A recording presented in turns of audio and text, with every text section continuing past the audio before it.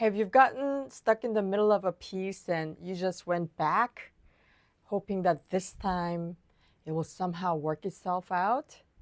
I've done it, and I've seen that a lot as a teacher where students just like, let me start over, let me start over. Or have you been in a situation where you're just working on a very small part for a long time, over and over and over again, wondering if you will ever see the whole piece? Well, I've been there. In fact, I was traumatized by it, and I'm going to tell you about that. And I made that mistake as a teacher too, where I just make my student like really work on this one part over and over and over, and you can just see the student just getting like the joy of music vanishing. So neither of these two ways are smart ways of practicing. In this video, we're going to talk about how we can zoom into a piece without getting stuck while still having the full picture in mind. It's a very simple process. It's called whole part whole. And based on music learning theory, this is necessary. Our brain has to understand the whole picture as well as the details. And when you have that balance and back and forth report with the brain about what's going on, what you're learning, this is when you can learn something effectively and still be able to enjoy the process. Hi, I'm glad you're here. I would love for you to subscribe to this channel, and please check out my course, Simple and Beautiful Piano for Adult Beginners. When I was a music student in college, I was playing this Chopin ballade, and week after week, my professor made me go through just the first like 8 measures again and again and again. It was a kind of a demoralizing experience. And I get that when you're working at a really high level of something that it needs that kind of focus. But really, it took the joy out of playing the piano and going to piano lessons that I refused to play this piece until now. I have taught this piece to my students because, I will do that. I will sacrifice myself for my student, but I refuse to play it. At the same time, most piano students do the opposite, where they just play the whole thing over and over and over again, somehow thinking that they're getting better. And I said this in my other videos, if you're practicing with the same mistake, you are now rehearsing the mistake. So we need both. We need a balance between both. Being able to see the whole picture, because that's where the joy is, right? You want to communicate this whole piece, but having the intentionality and discipline to go deeper inside to solve problems and come back to the whole to check in and see what you have accomplished by going in. Whole part, whole practice is exactly what it sounds like. You start with the whole. It can be the whole piece, it can be a whole section, or it can be a whole phrase.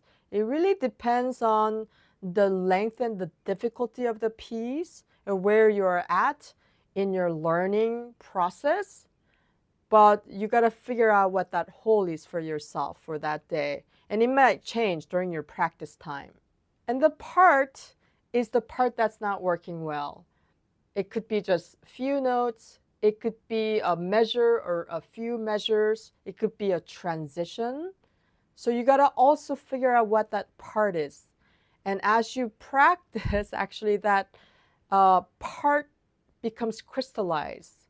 Like the part becomes like small and then a little bigger and small and a little bigger. That's a very normal process that happens when you're looking at a part. And when you have done that, you go back to the whole, whatever your whole is, to try to reconnect everything. And then sometimes your whole becomes a part, right? If it was a phrase, that was your whole, but then that becomes your part.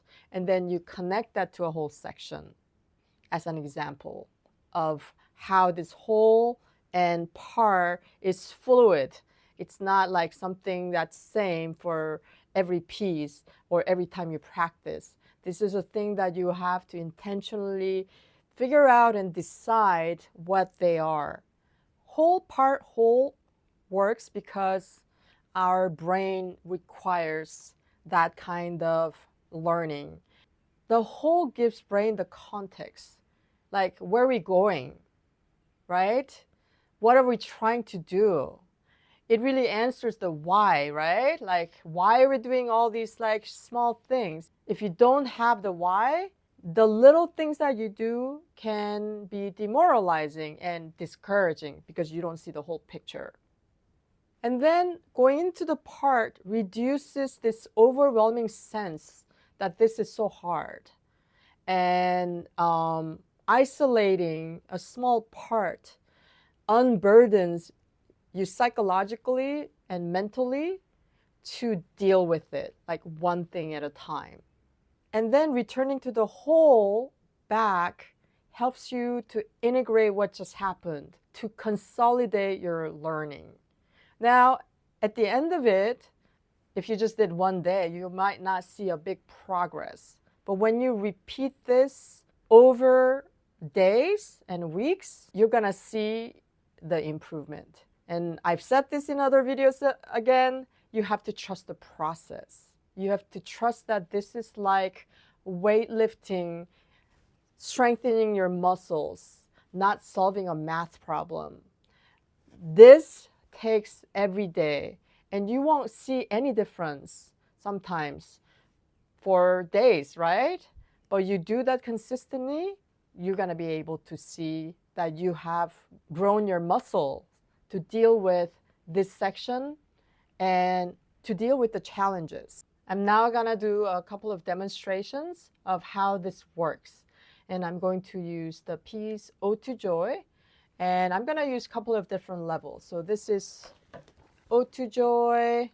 This comes from Piano Pronto by Jennifer Eklund in her Prelude book. She has excellent series, so I would recommend that you check out her online shop. So this is the beginning level.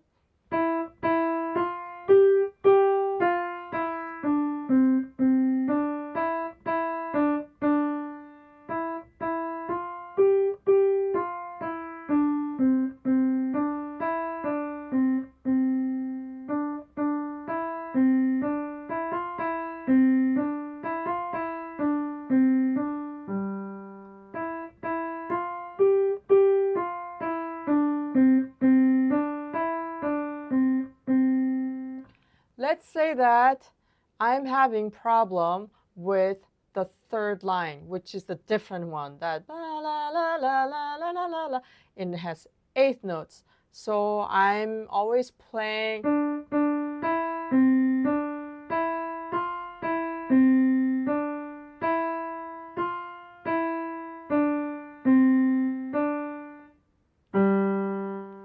So that can be the beginning of my part, because I played the whole thing once, right? It's a short enough piece that you can play the whole thing once.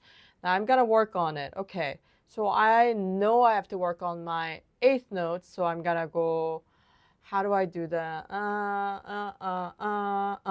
Sing it. Singing is very good. That's my rhythm, okay? And then check your fingering and your notes. When you're checking your fingering and your notes, just make sure you can do it. Like, don't worry too much about the rhythm. You can put the correct rhythm later once you have the finger numbers and the correct notes. 2, 3, 4, 3, 1. Okay. Next measure, I have to say, oh, that's different. It goes 2, 3, 4, 3, 2. Okay, I think I can get that, right? So maybe I should do those two measures.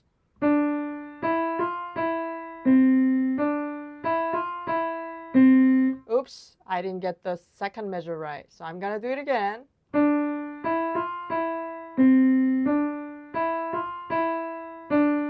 Yay, I got it. Okay, now I'm gonna do the whole line.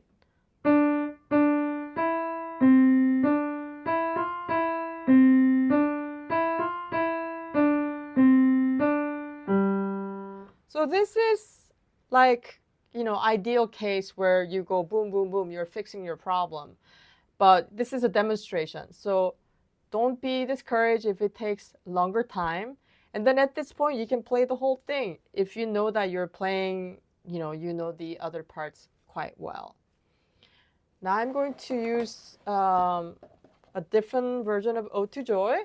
This comes from Piano Adventure series by Faber, and it's book 2A. And it's a little more complicated. There's more stuff going on.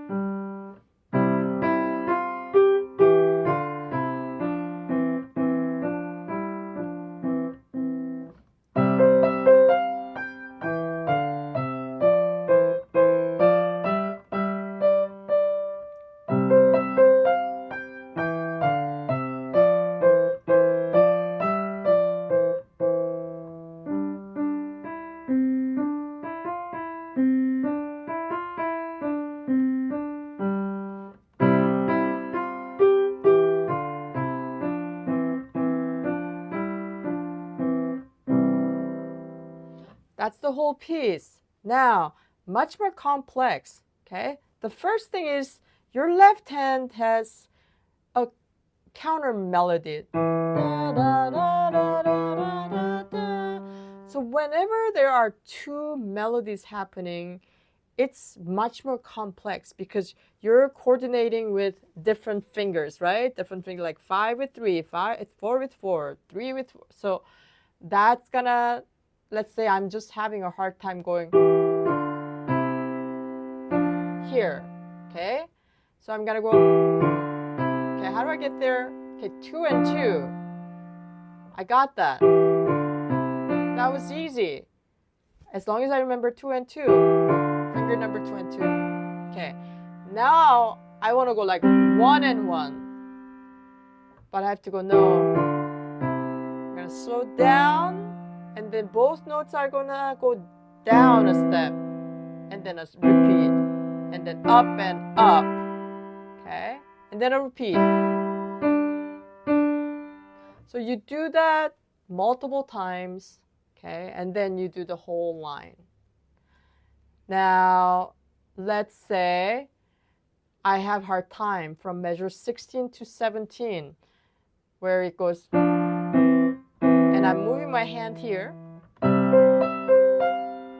Because I'm moving my hand, and because these are eighth notes, they're hard.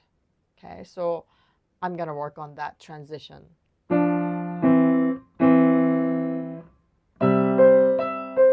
Yay!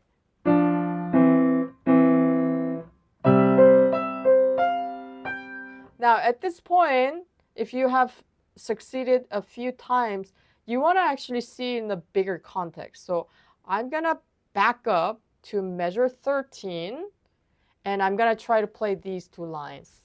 So that's my kind of a part now. It's a bigger part.